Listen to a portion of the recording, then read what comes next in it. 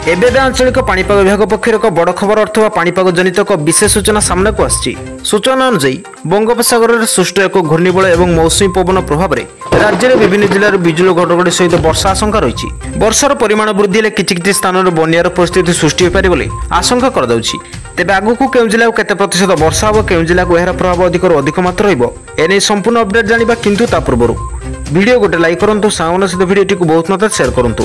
आपण माने जदि हम चैनल पर प्रथम थर पर हम चैनल को देखुथिबे ताले एबे हम चैनल को सब्सक्राइब करी पाखर आस्तुवा बेल आइकन दबे ऑल नोटिफिकेशन पर ऑन कर रखंतु।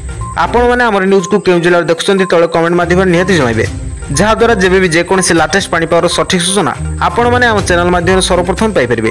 तेबे जानंतु आ लेट न करी वर्तमान खबर उपर नजर पकेबे। तेबे ओडिशा आगामी 3 दिन जाए प्रबल वर्षा हेबा नै भारतीय पाणीपाग विभाग बा आईएमडी पक्षर सतर्क सूचना जारी कर दैछि। बंगोपसागर सृष्ट घूर्णिबल और मौसुमी पवन प्रभाव में राज्य में विभिन्न जिले में बिजुली घड़घड़ी सह वर्षा होवार संभावना रही।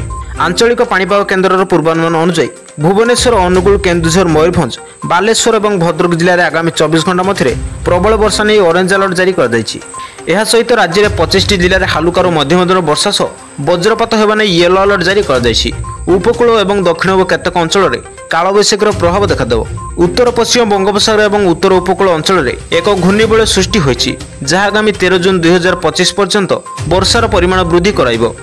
केतेक स्थान में घंटा प्रति 40 से 60 किलोमीटर बेगर पवन सह झड़ तोफान होवार आशंका रही। यही पाग चाषी और साधारण लोकों चिंतार कारण होइपरे।